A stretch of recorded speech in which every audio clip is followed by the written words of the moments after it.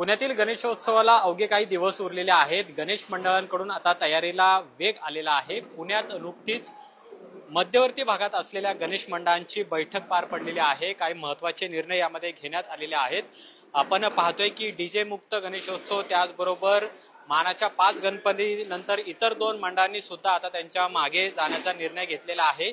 विसर्जन मिरवणुकीचा कालावधी हा कमीत कमी व्हावा यासाठी सर्वच गणेश मंडळांकडून प्रयत्न करण्यात येत आहेत। आज या बैठकीमध्ये नेमकी कोणत्या मुद्द्यांवर चर्चा झालेली आहे आपण जाणून घेणार आहोत। आपल्या सोबत हे सगळे गणेश मंडळांचे पदाधिकारी आहेत। सुरुवातीला सांगा, काय प्रमुख मुद्दे आहेत? तुमचा विषय आहे की टिळक रोडनी ज्या मिरवणुका येतात त्याला फार उशीर लागतो, पोलीस त्यांना लवकर रस्त्यावर येऊन देत नाहीयेत, तर काय चर्चा झाली बैठकीत? तुमचं म्हणणं बरोबर आहे। टिळक रोडच्या विसर्जन मिरवणुकीला जवळपास 205 मंडळ असतात। सकाळी हत्ती गणपती मंडळाची मिरवणूक 11 वाजता सुरू होऊन संध्याकाळी 6 वाजता दुर्वांकूरच्या चौकामध्ये समाप्त होते। त्यानंतर रात्री 12 वाजेपर्यंत फक्त 8-10 मंडळं जातात आणि नंतर 12च्या नंतर जवळपास 190 मंडळं जातात। हा जो लेट होतोय त्या संदर्भामध्ये आम्ही तिकडे एक नियोजन समिती निर्माण करून यावर्षी गणेश उत्सवात विसर्जन मिरवणूक कशा रीतीने आपल्याला कमी वेळेत घेता येईल त्या पद्धतीने आम्ही कमिशनर, पुणे पोलीस कमिशनर यांच्याबरोबर सर्व त्यांचे वरिष्ठ अधिकारी आणि टिळक रोडवर विसर्जनासाठी जे अधिकारी नेमणार आहेत त्यांच्या समवेत एक चांगल्या प्रकारची चर्चा घडून आल्यामुळे मला असं वाटतं की यावर्षी त्याच्यामध्ये निश्चित बदल होईल। मला काय वाटतं, कशा पद्धतीने यंदाचा गणेश सोहळा असावा आणि महत्त्वाचं म्हणजे विसर्जन मिरवणूक जो जास्त कालावधी लागतो तो कमी करण्यासाठी काय पुढाकार गणेश मंडळ घेत आहे? आता विसर्जन मिरवणुकीच्या संदर्भात एक काल परवा टिळक पुतळ्यापाशी 200 मंडळांची मिटिंग झाली आणि त्यांचं पण म्हणणं हेच आहे की समन्वय म्हणजे आपण ज्यांनी डिक्लेअर केलेलं आहे की 5 मानाचे गणपती गेल्यानंतर आम्ही मुख्य मिरवणूक सामील होणार आहोत, तर त्यांच्याबरोबर चर्चा करून की बाबा पारंपरिक पद्धतीने ज्या पद्धतीने इतक्या वर्ष 130 वर्ष जी मिरवणूक चालत होती त्याच पद्धतीने चालावीत। सर्व पहिले 5 मानाचे असतील, कुठलेही मंडळ असेल, सर्वांना समान वागणूक मिळावी। एक पथक असावं ढोल लेझिम पथकाचं ज्या प्रत्येकाच्या पुढे, जेणेकरून मिरवणूक वेळ कमी लागेल। विसर्जन मिरवणुकीबरोबर अनेक प्रश्न आहेत, रस्त्यात खड्डे आहेत, लाईट कमी आहे कॉर्पोरेशनची, ते पण प्रश्न आम्ही या ठिकाणी मांडले आणि 10 दिवस 11 दिवस पूर्ण रात्री 12 पर्यंत आम्हाला स्पीकर लावायला परवानगी द्यावी। कशा पद्धतीने करता येईल शासनाशी बोलून ते आमदारांना आम्ही या ठिकाणी विनंती केली की तुम्ही शासनाकडनं ती परवानगी आणण्याचा प्रयत्न करा। गुजरातमध्ये 10 दिवस जर दांड्या चालतो तर आपल्या इथं गणेश उत्सव हा मोठा आहे, संपूर्ण 10 दिवस जर 12 वाजेपर्यंत चालला त्याच्यावर आधारित जे देखावे आहेत ते 10 वाजता बंद करायला लागतात, ते पूर्ण चालू शकतील। या विसर्जन मिरवणुका हा आम्ही समन्वय सगळ्यांशी बोलून सगळे कार्यकर्ते सगळे बसून त्यातनं मार्ग निघेल, त्यात काही शंका नाही। 10 दिवसांचा गणेशोत्सव आणि विसर्जन मिरवणूक, काही गणेश मंडळांचं म्हणणं आहे की यावर्षी मानाचे 5 गणपती निघायच्या आधीच आम्ही सुद्धा निघणार, अशी एक भूमिका घेतली जाते। तर काय नेमकं तुमचं एकंदरीत समन्वय असणार आहे? जी परंपरा आतापर्यंत जपली गेलेली आहे किंवा चालू राहणार आहे ती तशीच पाळली जाईल? माझं असं वैयक्तिक मत आहे की गणेश उत्सव ही एक 132 वर्षाची मुवमेंट आहे। आता एखादं झाड जर 100 वर्षाचं असलं तर त्याला तेवढं व्हायला 100 वर्षच लागणार आहे। त्यामुळे इतकी मोठी एक सामाजिक चळवळ आहे याच्यामध्ये, म्हणजे आता मानाचे गणपती आहेत, सन्मानाचे गणपती आहेत, याच्यामध्ये माझी वैयक्तिक भूमिका अशी आहे की आपण कुणीही वाद न करता संवादातून हा प्रश्न मिटवू शकतो। आता मुद्दा असा आहे की बाबा हे मानाचे गणपती आहेत जे आता आम्ही 10 वाजून 3 मिनिटांनी इकडं 12 मिनिटांनी तिकडं, त्याच्याऐवजी जर तुम्ही मिरवणूक सुरू झाली तर प्रत्येक मंडळाने कुठेही थांबणे नाही। त्या ढोल पथकाला सुद्धा सांगायचं की वाजवत वाजवत चालायचं।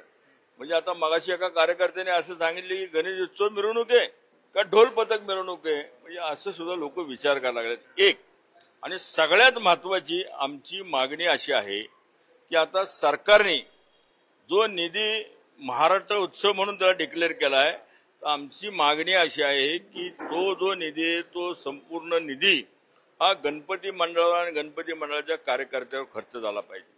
तुम्ही जर पायाभूत सुविधा, त्याला महापालिका आहे, सरकार आहे, त्याचे बजेट आहेत, वर्षावर्षे चाललेले आहे आणि गणेश उत्सवाच्या नावाचा निधी पण तुम्ही त्याच्यावर खर्च करणार असला तर तो फार तुटपुंज आहे।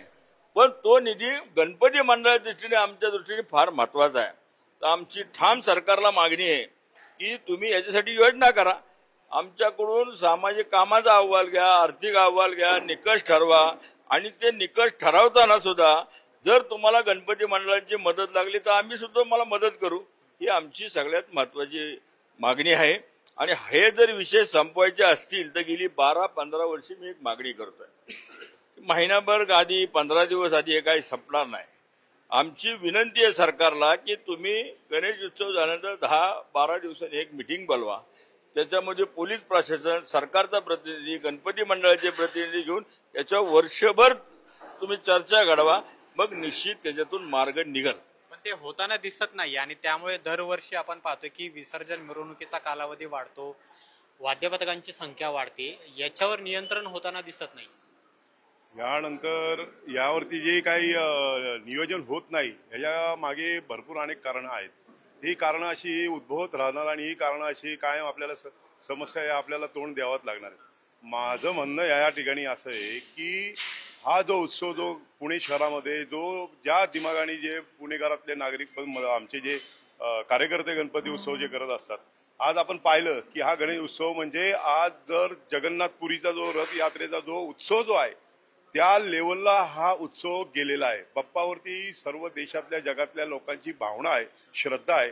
जगातून लोक या ठिकाणी येत असतात आणि हे सर्व उत्सव मोठा होत असताना हे सर्व कार्यकर्ते आहेत, ह्या कार्यकर्त्यांनीच घडवून आणलेले सर्व गोष्टी आज हे होत असताना आज या ठिकाणी आमच्या या कसबा जे सांस्कृतिक जे आमचे जे छत्रपती शिवरायांचं जे काय प्रेरणास्थान आहे, म्हणजे ज्यांचं बालपण या लाल महालात गेले, अशा या छत्रपती शिवरायांच्या प्रेरणेने लोकमान्य गंगाधर टिळकांनी संघटित लोकांना समाजाला केलं.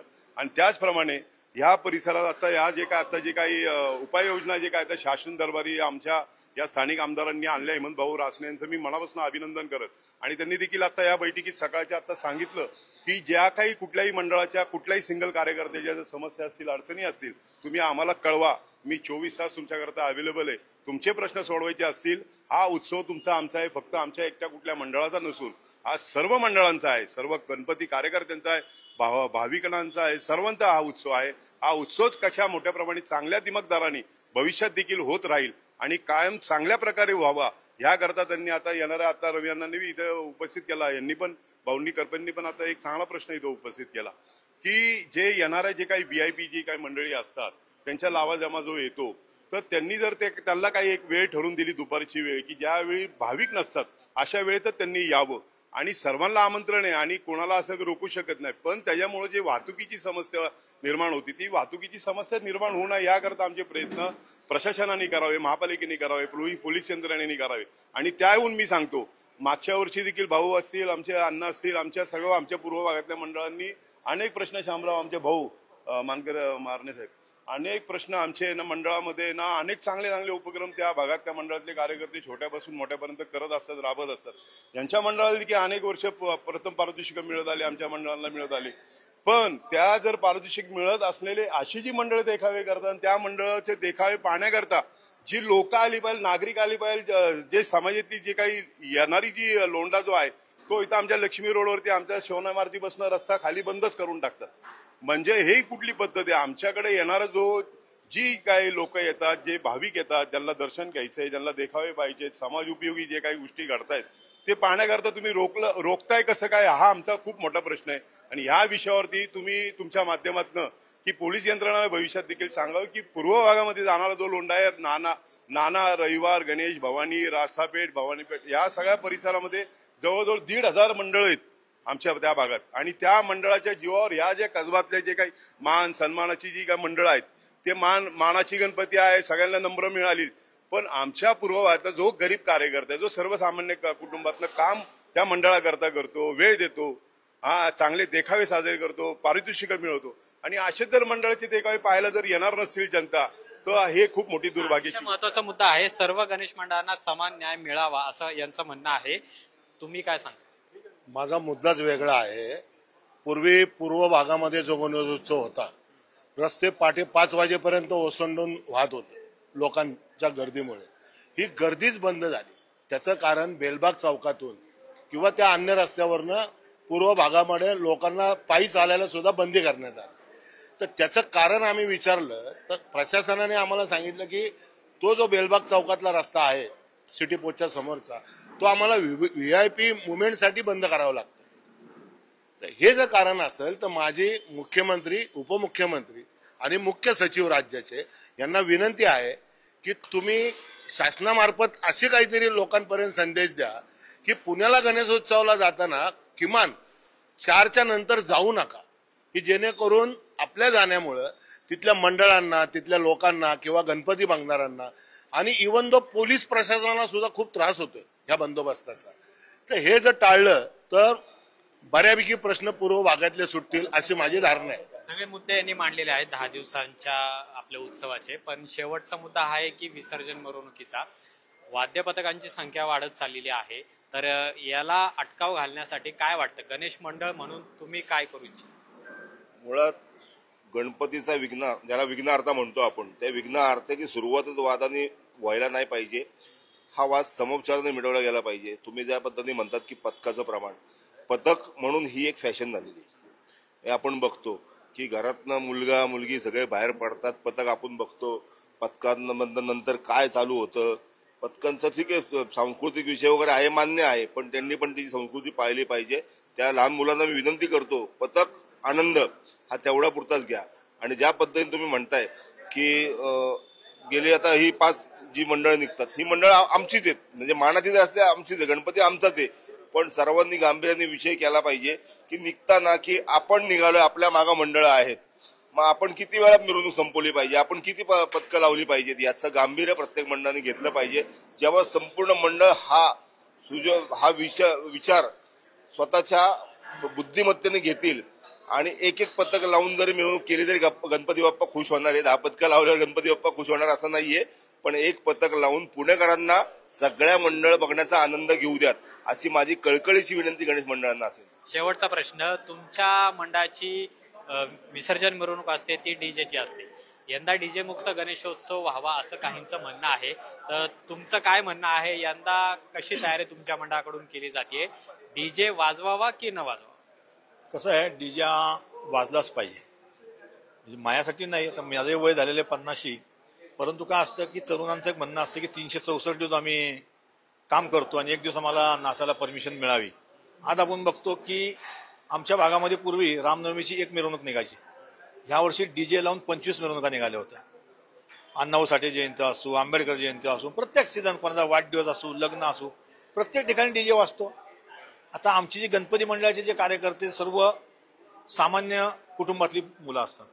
ह्या मुलांचं म्हणणं आहे की आमचं जो पैसे नाहीत की आम्ही पबमध्ये डिस्कोमध्ये जाऊन नाचू. आपण जर बघितलं तर पबमध्ये डिस्कोमधला डेसिबल आपण चेक करा, मग आपल्याला कळेल किती डेसिबल असतो. त्या मुलांचं म्हणणं असतं की बाबा आम्हाला एक दिवस नाचून द्या. आता ह्यातली जी काही मंडळ तुम्ही म्हणता की डीजे बंद राहायला पाहिजे, ह्यातलीच काही मंडळांचा असा उपक्रम आहे की हे काय करतात, दहीहंडीला डीजे लावतात आणि आनंद घेतात आणि गणपतीला म्हणतात डीजे नको. ह्या दुजा भाव आहे ना, तुम्हाला डीजे नको तुम्ही वर्षभर अजिबात लावू नका. कुठल्याच तुम्ही म्हणजे अंगारकी असो किंवा मोठा उत्सव असो, गणेश जन्म असो, त्या ठिकाणी तुम्ही साधं हे लावा, 2 स्पीकर लावून करावा. आपण जर बघितलं की गुजरातमध्ये आपण ऐकतोय बऱ्याच वर्षांनी, मी स्वतः जाऊन आलेलो की दांडिया उत्सव त्या ठिकाणी भरला जातो. तो दांडिया उत्सव हा डीजेवर असतो आणि तो रात्रभर चालतो आणि त्या ठिकाणी रात्रभर चालतो. तसं आमचं म्हणणं आहे की जसं निर्बंध फक्त ढोल पुरते किंवा स्पीकर पुरते नाही, तर गव्हर्नमेंटने आणि सरकारने आणि कायद्याने सांगितलं की सर्व प्रकारची वाद्य ही रात्री 12 वाजता बंद झाली पाहिजे. तर महाराष्ट्र शासन, पोलीस प्रशासन यांनी मध्यंतरी बसून की रात्री बाबा ढोल लेझिमला परवानगी द्यावी, असं करून मिरवणूक आपण पुढे निवासांचा विचार आहे आणि नेता आहेत. तर आमचं म्हणणं आहे की त्याच पद्धतीने स्पीकर देखील चालू केले आणि तिथे मिरवणूक संपवायची असं सकाळी 10 वाजता मिरवणूक संपून जाईल, असा त्यांनी मार्ग काढावा अशी आमची विनंती आहे. म्हणजे डीजे राहावा. कार्यकर्त्यांचं म्हणणं आहे की एक दिवस आम्हाला नाचायचं आणि आम्हाला नाचून द्यावं, म्हणजे ती सुद्धा संधी कार्यकर्त्यांना मिळावी असं गणेश मंडळांचं म्हणणं आहे. वेगवेगळे मुद्दे आहेत आणि त्यामुळे गणेशोत्सवाला जरी अवघे काही दिवस उरले असले तरी मात्र काही मुद्दे घेऊन गणेश मंडळ मात्र आता आक्रमक झालेले आहेत. डीजे असावा, वाद्यपथकांची संख्या ही आटोक्यात असावी आणि त्याचबरोबर मोठ्या उत्साहात आणि निर्बंध मुक्त गणेशोत्सव साजरा व्हावा यासाठी ही सगळी गणेश मंडळ आहेत ती आता एकत्र आलेली आहेत. महत्वाचं म्हणजे आता प्रशासनानं तशा पद्धतीचं सहकार्य करावं लागणार आहे आणि तरच हा गणेशोत्सव मोठ्या धूमधडाक्यामध्ये साजरा केला जाणार आहे. कॅमेरामन तुषार नानावरेसह अमोल धर्माधिकारी, लोकशाही मराठी, पुणे. लोकशाही मराठी, ऐका, पहा, जागरूक रहा.